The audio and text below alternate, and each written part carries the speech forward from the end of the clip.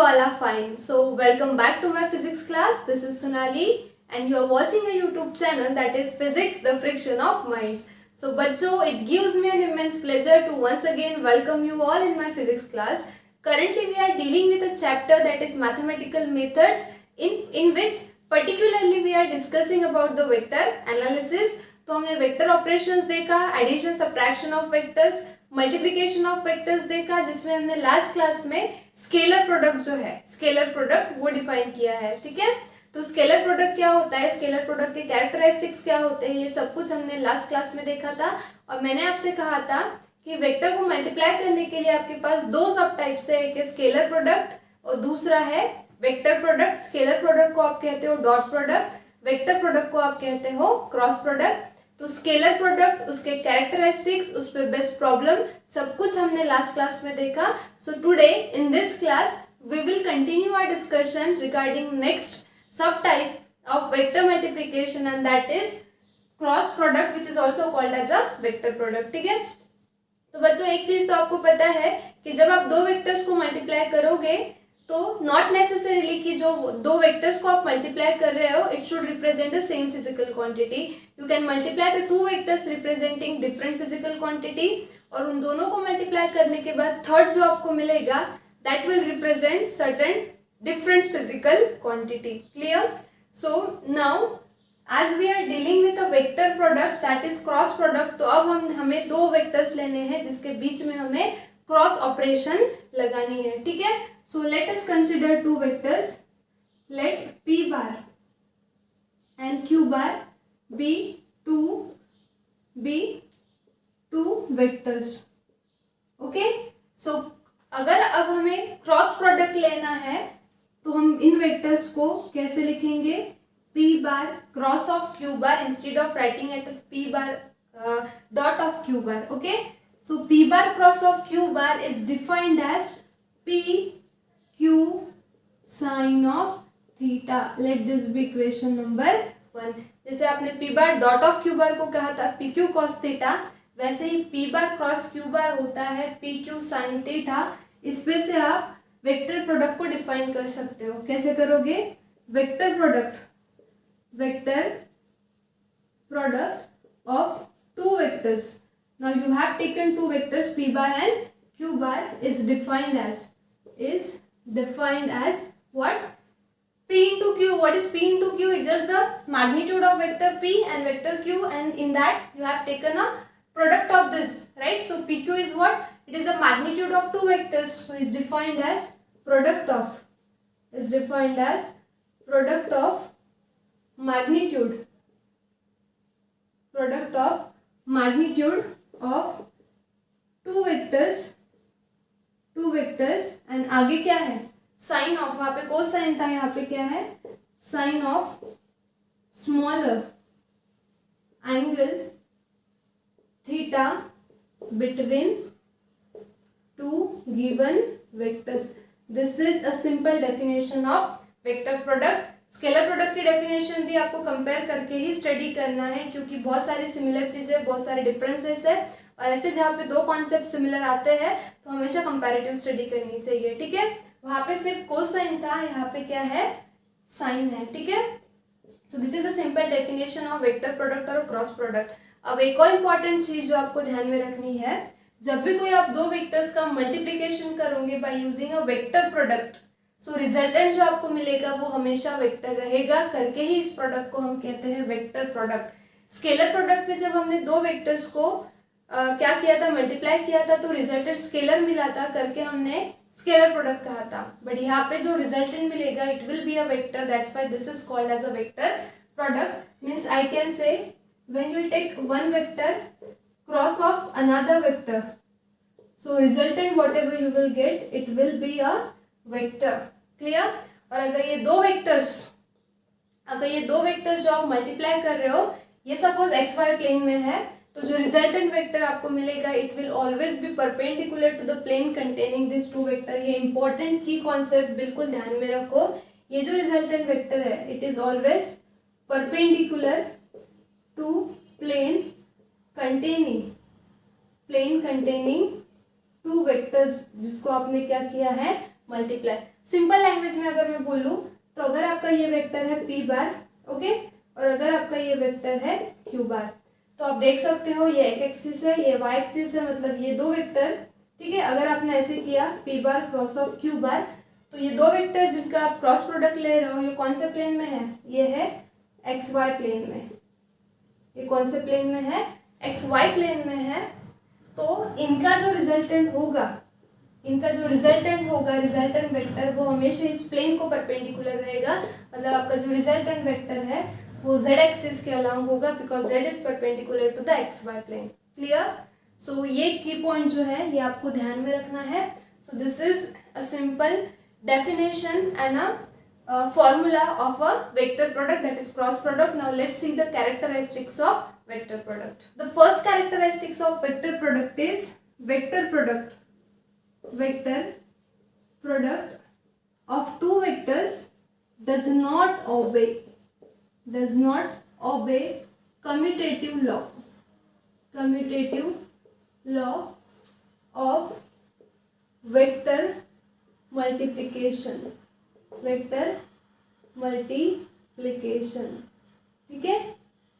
So this is the first characteristic, that a vector product does not obey the commutative law of vector multiplication. Means what? Suppose you have two vectors, ठीक है। Suppose आपके पास दो vectors हैं, पहला vector है q बार और दूसरा p बार और दूसरा वेक्टर है q bar, and if you take a cross product or vector product of this, then हमने देखा था स्केलर प्रोडक्ट में a bar dot of b bar को you can write it as b bar dot of a bar, that is called as a commutative law, but it does not obey commutative law. Means p bar cross of q bar can not be written as q bar cross of p bar. And still if you want to write it, then आपको क्या करना पड़ेगा, इसे magnitude में लिखना पड़ेगा, then you can write like this.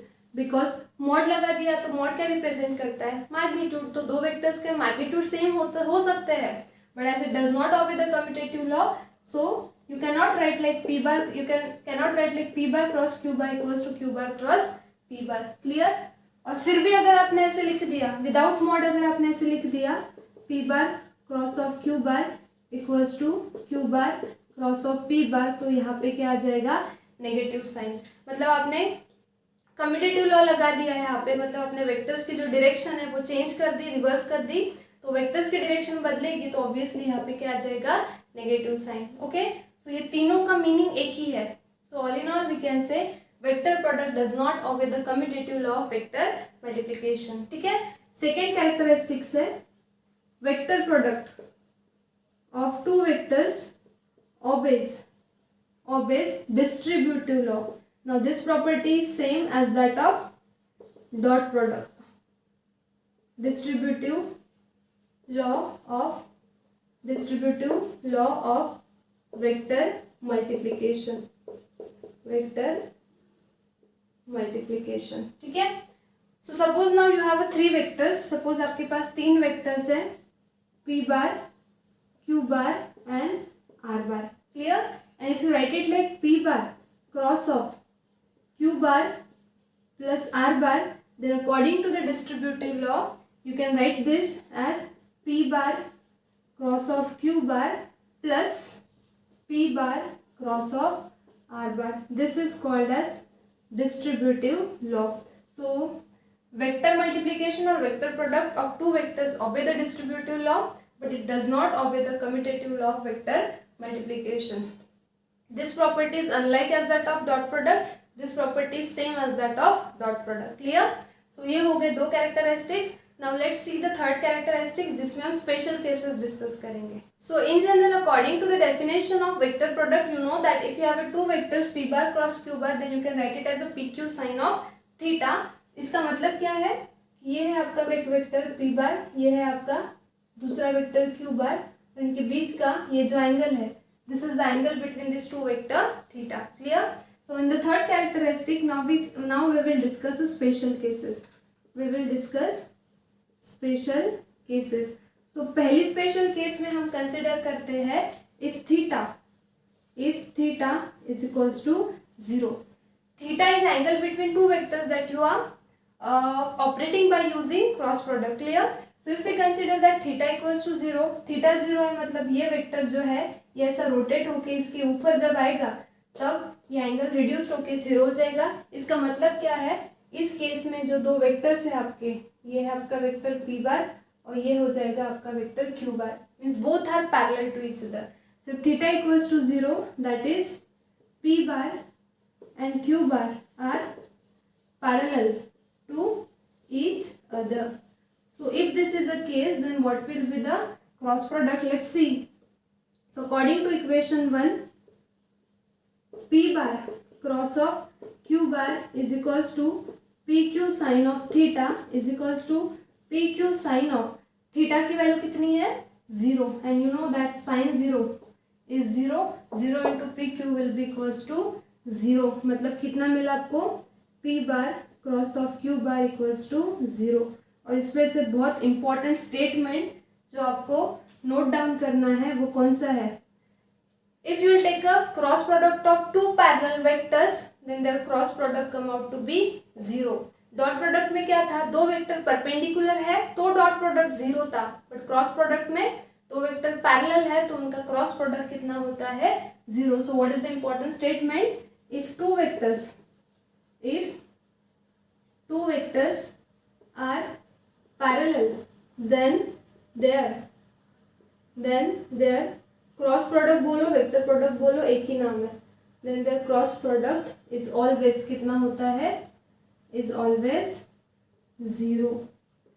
तो ऐसे जब आता है तो आपको कंपैरेटिव स्टडी करनी चाहिए कि डॉट प्रोडक्ट में क्या था, जब दो वेक्टर परपेंडिकुलर थे थीटा 90 था तब डॉट प्रोडक्ट 0 था, बट जब दो वेक्टर पैरेलल है जब थीटा 0 है तब क्रॉस प्रोडक्ट कितना है 0. क्लियर. ये हो गई आपकी पहली स्पेशल केस. अब दूसरी स्पेशल केस देखते हैं. ठीक है. So in the second special case suppose will consider that theta is equals to 180 degree. Theta 180 कब होगा, जब ये जो वेक्टर है ये रोटेट होके जब इधर आएगा तब ये थीटा पूरा ऐसा ट्रेस होगा half circle that is 180 degree.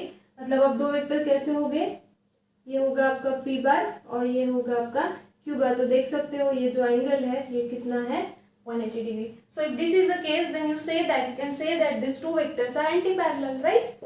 these are anti parallel. So if theta equals to 0 that means p bar and q bar are anti parallel to each other, right. So if this is the case then equation 1 imply p bar cross of q bar equals to pq sin theta is equals to pq sin of theta की value कितनी है आपकी 180 degree.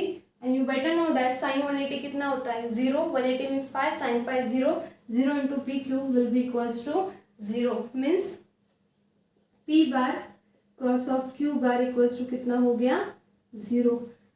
सो इसमें से एक और important statement जो आपको मिलता है वो क्या, if two vectors are anti parallel then also their cross product is 0 because sin 180 is 0. 0 into everything will be 0. So these are the two special case. Just pause the video, take a screenshot and write it so that we'll erase it to write the next special case. पहले theta 0 था फिर 180 लिया. अब third special case में consider that if theta equals to, if theta अब क्या बचा 90 degree. अगर थीटा 90 है तो दो वेक्टर कैसे हो जाएंगे एक दूसरे को परपेंडिकुलर, तो ये हो जाएगा p बार और ये हो जाएगा q बार. सो यहाँ पे थीटा कितना है 90 degree, right. So if theta equals to 90 degree that is p bar and q bar are perpendicular to each other, right. So if this is a case then equation 1 will imply क्या हो जाएगा, देखो 1 will imply p bar cross of q bar equals to pq sine of theta. Theta की value put करो sine of 90 degree and you know that sin 90 कितना होता है 1 into pq will be equals to pq, right. So p bar cross of Q बार कितना आया PQ. That means if two vectors are perpendicular to each other, then their vector product is nothing but equals to the product of magnitude of those two vectors, where P and Q are the magnitudes of vector और PQ मतलब उनका क्या है product. Clear. So ये हो गई आपकी third special case कोई भी वेक्टर के लिए, इन जनरल कोई भी वेक्टर के लिए. बट अगर आप यूनिट वेक्टर की बात कर रहे हो सो इसमें भी स्पेशल केस हम देखेंगे. If you have for unit vectors I cap, J cap and K cap. So you better know that these three vectors are plotted or shows the direction along 3 axes. So ये आपकी Cartesian coordinate system in 3 dimension consist of 3 axes x, y, z which are mutually perpendicular to each other. O is origin. So along x axis we take a unit vector I cap. This is J cap and this is K cap. So as the 3 axes are mutually perpendicular, of course these 3 vectors are also mutually perpendicular. So if I take a cross product of 2 vectors, अगर मैंने ऐसे लिखा I bar, if I write I bar cross of J bar, तो क्या हो जाएगा. मैंने पहले ही आपको कहा है कि अगर आप दो वेक्टर्स का क्रॉस प्रोडक्ट ले रहे हो, फिर वो वेक्टर कोई भी रहो, यूनिट वेक्टर रहो, कोई भी वेक्टर रहो, अगर आप दो वेक्टर्स का क्रॉस प्रोडक्ट ले रहे हो तो तीसरा जो आपको मिलेगा वो भी वेक्टर ही रहेगा और वो तीसरा वेक्टर इन दो वेक्टर्स के प्लेन को हमेशा परपेंडिकुलर रहेगा. स्टार्ट में मैंने आपको बताया. सो अगर दो वेक्टर्स x और y प्लेन में है तो इन दोनों का क्रॉस प्रोडक्ट जो तीसरा वेक्टर आएगा it will be perpendicular to this xy plane. अब इस xy प्लेन को परपेंडिकुलर वेक्टर कौन है k cap. Means I cap cross j cap कितना हो जाएगा k कैप. सिमिलरली आप साइक्लिक ऑर्डर को फॉलो करो. ij हो गया. If I take j cap cross k cap, if I take j cap cross of k cap, तो कितना हो जाएगा इन दोनों को परपेंडिकुलर ये तो ये हो जाएगा I cap.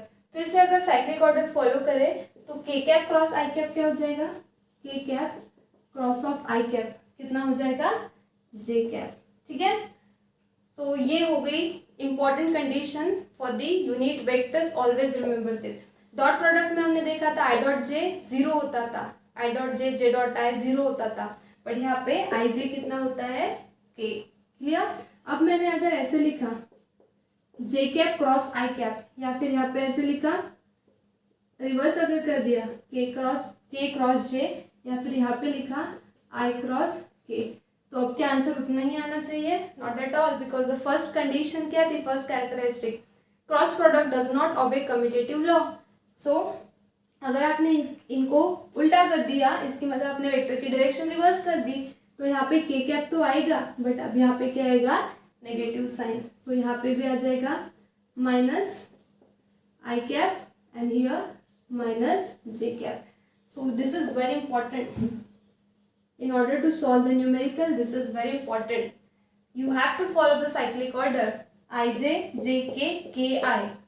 और आंसर क्या रहेगा, जो दो वेक्टर का क्रॉस प्रोडक्ट लिया जो वेक्टर बचा है वो यहाँ पे लिखना है.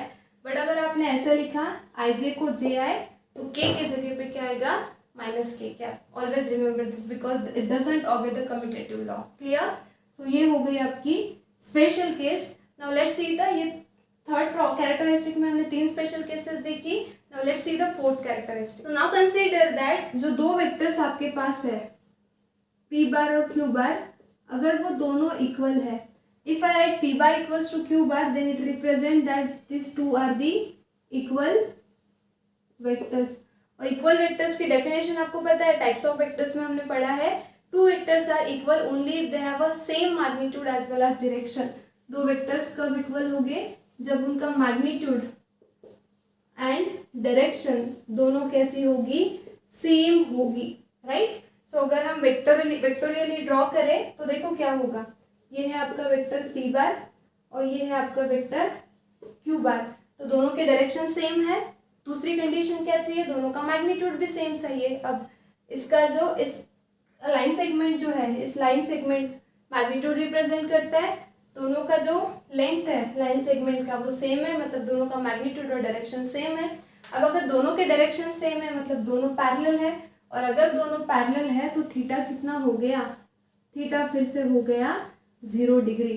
क्लियर. सो ये सारी कंडीशन को ध्यान में रखते हुए अब अगर हम डेफिनेशन यूज करें क्रॉस प्रोडक्ट की, तो देखो क्या होगा, क्या हो जाएगा, P bar cross of Q bar is equals to, इस पी बार को एज इट इज रखते हैं, as P bar and Q bar are equal, so you can replace Q bar by P bar, so it will be P bar cross of P bar, it will be equals to P P sine of theta according to the definition.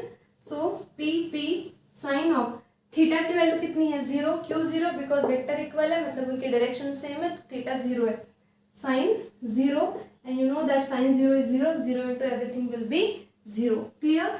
Similarly P bar cross Q bar में, अब P bar को हम as P bar and Q bar equal, so P bar को हम Q bar से replace कर सकते हैं, so Q bar cross of Q bar equals to, ठीक है, पहले यहाँ पे ऐसे ही लिखो, P bar cross Q bar equals to, इस क्यू बार को एज इट इज रखो और पी बार को क्यू बार से रिप्लेस करो, सो ये हो जाएगा Q into sine of theta, so Q into sine of 0, sine 0 is again 0। इस पे से आपको बहुत इंपॉर्टेंट कंक्लूजन मिलता है, वो कौन सा, vector product of equal vectors बोलो या सिमिलर वेक्टर्स बोलो, is always 0।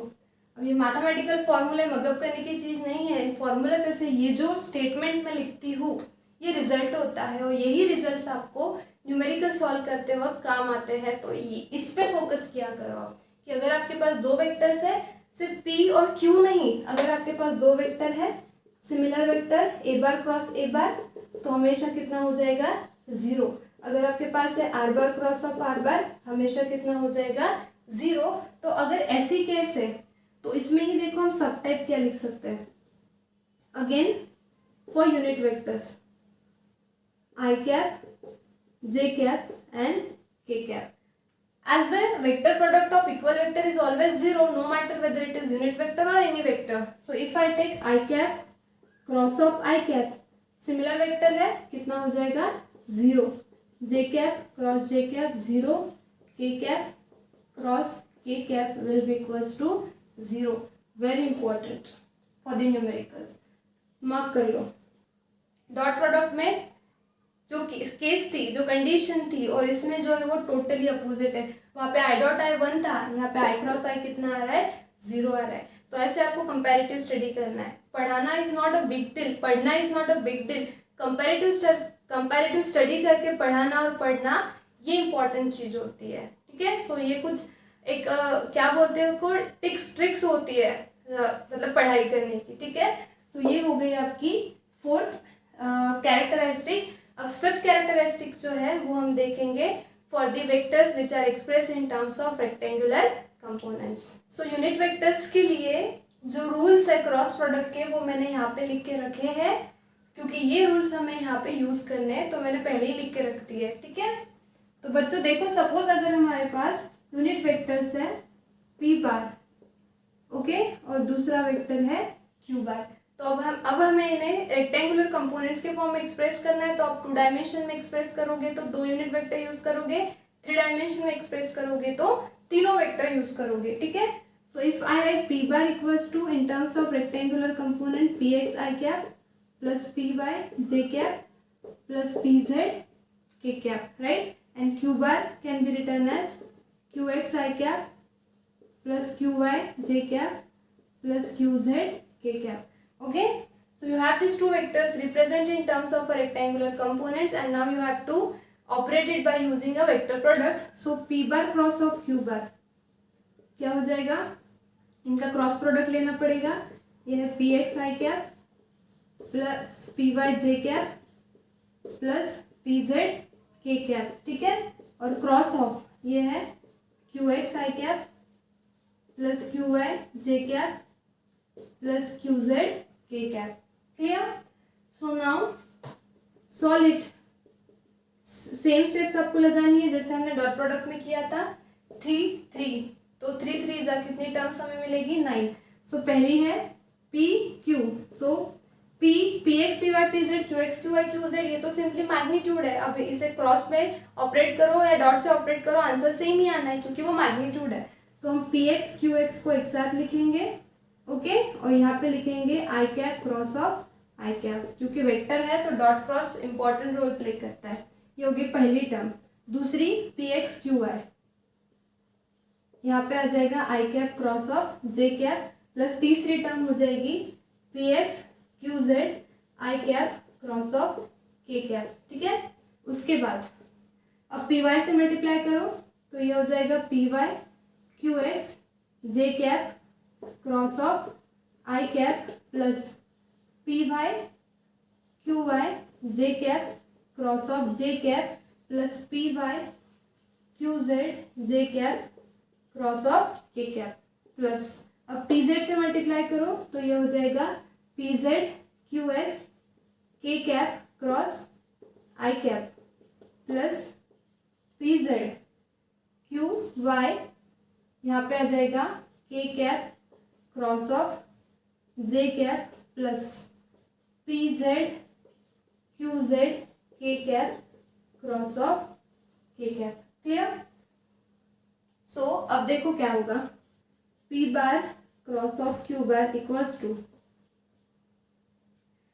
now following these conditions, following these rules, we know that cross product of similar vectors is always 0, right? तो देखो i क्रॉस आया है यहाँ पे, तो जो जो 0 होता है उससे पहले 0 कर देते हैं। ये हो जाएगा 0, ये j क्रॉस j हो जाएगा 0, ये k क्रॉस k भी हो जाएगा 0। तो 9 में से हमारी 3 टर्म्स 0 हो गई, तो बचेगी 6 टर्म्स जो है अभी हमें लिखना है, ठीक है। सो ये देखो क्या है, P X Q x, this is P X Q x, ये तो 0 ही हो गई। उसके बाद ये है P X Q Y I cross J, you know that I cross J कितना होता है के कैप, तो यहाँ पे आ जाएगा के कैप। ये टर्म हो गई, उसके बाद ये टर्म हो गई। अब ये what is that, P X Q Z, P X Q Z I cross के, तो आई क्रॉस के कितना होता है माइनस जे कैप, तो यहाँ पे जे कैप लिखते हो, ये माइनस साइन यहाँ लगाते हैं। ये टर्म भी हो गई। Now this term, what is that? P by QX, J cross I, I cross J के है, J cross I कितना होगा माइनस के, तो ये माइनस साइन यहाँ लगाया और ये K कैप, ये टर्म हो गई, ये 0 है। Now this term, what is that? P by QZ, J cross K कितना होता है I कैप, प्लस है करके प्लस साइन, ठीक है। तो ये वाली टर्म भी हमारी हो गई। अब ये PZ QX, P Z Q X K cross I कितना होता है J, so this is plus J cap, ये भी टर्म हो गई। Now this is last term P Z Q Y K cross J होता है माइनस आई, तो ये माइनस साइन और ये आई कैप। क्लियर? सो इस तरह से हमारे पास इतनी टर्म्स है, 6 टर्म्स। अब देखो हर 2 टर्म में सेम यूनिट वेक्टर्स आपको मिलेगा। देखो पहले आई ढूंढो कहाँ पे, कौन से टर्म में आई है, तो देखो ये टर्म और ये टर्म दोनों में आई है, तो आई को कॉमन ले लेते हैं, ठीक है। तो क्या हो जाएगा, P bar cross of Q bar equals to, ये हो जाएगा पी वाई क्यू जेड, ये माइनस साइन और ये पी जेड क्यू वाई, और यहाँ पे क्या आ जाएगा आई कैप, ठीक है। अब जे कैप ढूंढो, इस टर्म में जे कैप है और इस टर्म में जे कैप है, तो जे कैप को हम कॉमन लेते हैं, बट ये टर्म जो है ये निगेटिव है और ये टर्म पॉजिटिव है, तो इसको हम पहले लिखते हैं, ठीक है। तो क्या हो जाएगा plus P Z Q X और ये minus P X Q Z into J cap. अब बची तीसरी ये के कैप की टर्म, ये के कैप की टर्म, सो ये है पी एक्स क्यू आई, ये माइनस ये है पी वाई क्यू एक्स, और यहाँ पे आ जाएगा K cap. So this is your resultant answer. So you have taken a cross product of 2 vectors which are expressed in terms of rectangular components. You have solved it by using these rules for the unit vectors and finally you got this equation. तो cross product लेने के बाद जो भी यहाँ पे आपको answer मिला है, जो भी रिजल्टेंट मिला है, वो देखो आई जे और के फॉर्म में है। ये क्या है अंदर का जो ब्रैकेट में जो भी है ये सिंपली मैग्नीट्यूड्स है। Magnitude means number. अब नंबर की सब्ट्रैक्शन एडिशन जो भी करोगे तो एक नंबर ही आना है, तो यहाँ पे कुछ सम number into I cap plus some number into J cap plus some number into के कैप, राइट। आई कैन से 2i cap plus 3j cap plus 4k cap, मतलब जो रिजल्टेंट आपका आ रहा है वो यूनिट वेक्टर्स के फॉर्म में, मतलब obviously what we can say vector cross vector हमेशा क्या होगा, वेक्टर ही मिलेगा। और ये वेक्टर इन दोनों वेक्टर के प्लेन को हमेशा कैसे होगा, परपेंडिकुलर होगा। Okay, so remember this. So बच्चों, जब हमने दो वेक्टर्स को रेक्टेंगुलर कंपोनेंट्स के फॉर्म में एक्सप्रेस किया और जब उनका हमने क्रॉस प्रोडक्ट लिया या फिर वेक्टर प्रोडक्ट लिया, तो आंसर जो है, मतलब फॉर्मूला जो है इतना बड़ा आ रहा है। अब आप प्रैक्टिकली सोचे तो इतना बड़ा फॉर्मूला ध्यान में रखना और फिर इसमें वैल्यूज पुट करना इज क्वाइट इम्पॉसिबल, राइट। जैसे स्केलर प्रोडक्ट में हमें डायरेक्ट मिला था P X Q X plus P Y Q Y plus P Z Q Z, तो यहाँ पे इतना बड़ा फॉर्मूला आ रहा है, तो ये फॉर्मूला ध्यान में रखना इज क्वाइट इम्पॉसिबल। तो इसके लिए एक शॉर्ट ट्रिक है, you can mould this formula in terms of determinant, ठीक है। तो देखो ट्रिक बता रही हूँ मैं, इसको ध्यान में न रखते हुए आप इसको अल्टरनेटिवली कैसे लिख सकते हो। इन टर्म्स ऑफ डिटर्मिनेंट पहले आपको लिखना है आई कैप जे कैप के कैप, ठीक है। उसके बाद में ये आपका आई कैप जे कैप और के कैप, ठीक है। तीनों यूनिट वेक्टर आपको पहले लिखना है फर्स्ट रो में, उसके बाद आपको लिखना है पहला जो वेक्टर है आपका पी बार, उसके magnitudes P X P Y P Z second row में पी एक्स पी वाई और ये पी जेड, ठीक है।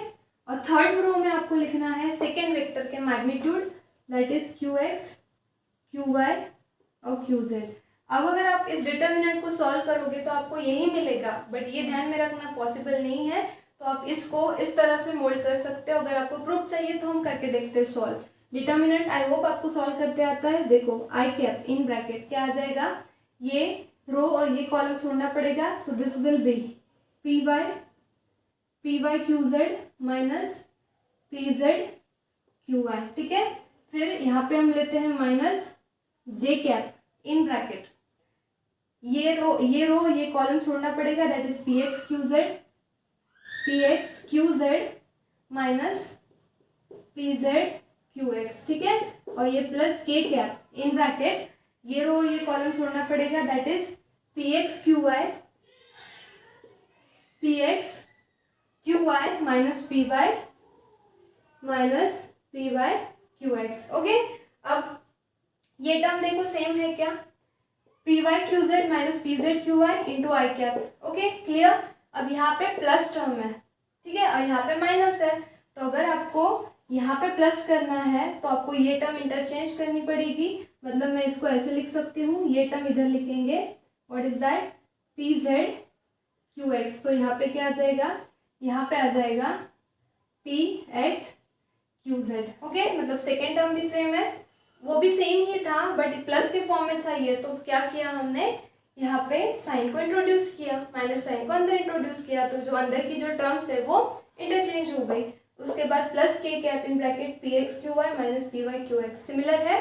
So instead of mugging up this formula which is quite next to impossible to remember, you can mold this particular formula in terms of this determinant and now it is easy to solve the determinant। मतलब अगर आपके पास दो कोई vectors है जो rectangular components में expressed है, तो ये फॉर्मूला ध्यान में न रखते हुए उन दो वेक्टर्स को आप ऐसे डिटर्मिनेंट के फॉर्म में लिखो, ठीक है, और उसके बाद उस डिटर्मिनेंट को सॉल्व कर लो, जो भी आएगा वो आपका आंसर हो जाएगा, ठीक है। अब इस चीज़ को और क्लियर करने के लिए एक एग्जाम्पल लेते हैं जिसके थ्रू आपको समझ में आएगा कि दो वेक्टर्स अगर आपके पास रेक्टेंगुलर कंपोनेंट्स के फॉर्म में एक्सप्रेस्ड है तो उनका क्रॉस प्रोडक्ट कैसे किया सॉल्व किया जाए। तो ये जो था ये आपका जनरल इक्वेशन के फॉर्म में है, ठीक है, ये इन जनरल हमने लिया है, बट हमेशा आपके पास P और Q ये वेक्टर्स नहीं होंगे, P X P Y P Z Q X Q Y Q Z नहीं होगा, तो ये सिंपली मैग्नीट्यूड है, मैग्नीट्यूड मीन्स नंबर। तो जो भी एग्जाम्पल में आपके पास वेक्टर्स होंगे वो कुछ इस तरह से होंगे, ठीक है।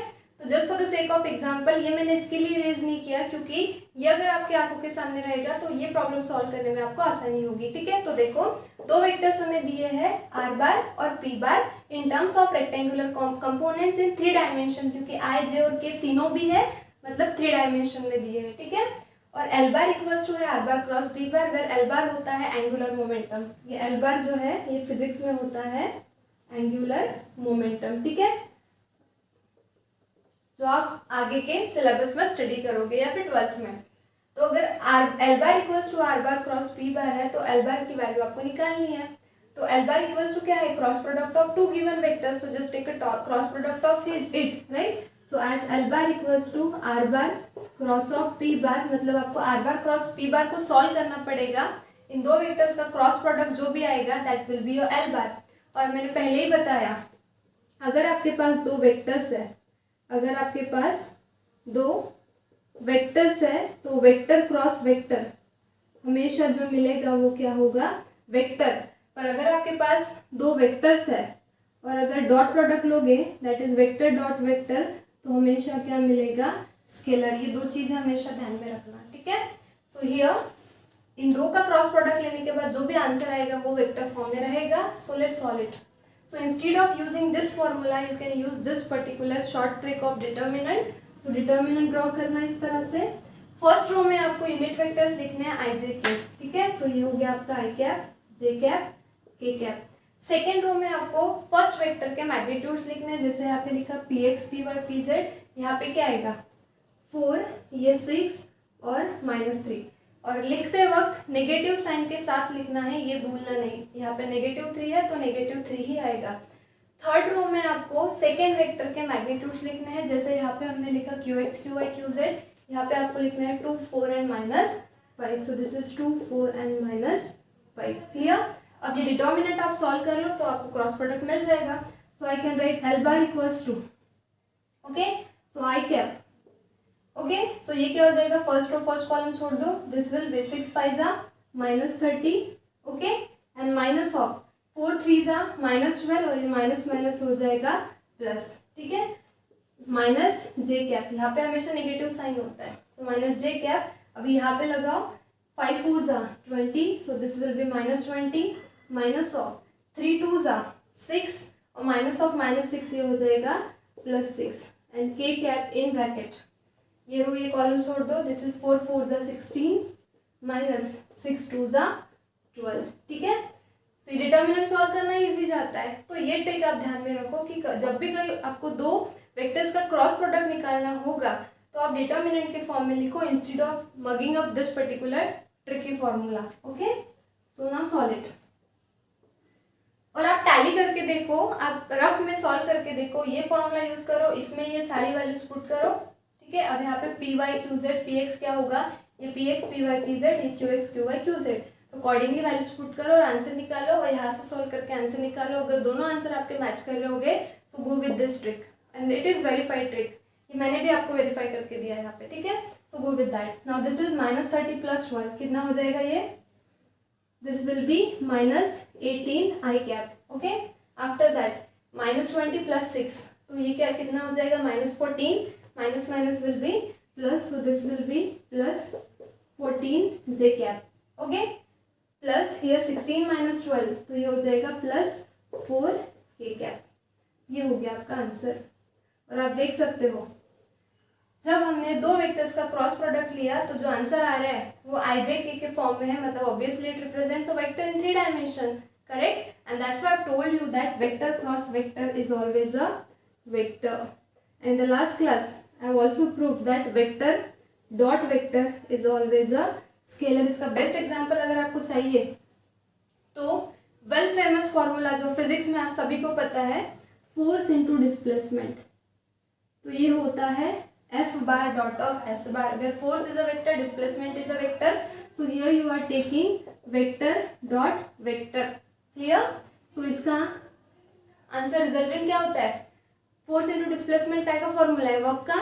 सो यहाँ पे आएगा वर्क, और आपको पता है वर्क ये कौन सी क्वांटिटी है, स्केलर फिजिकल क्वांटिटी है।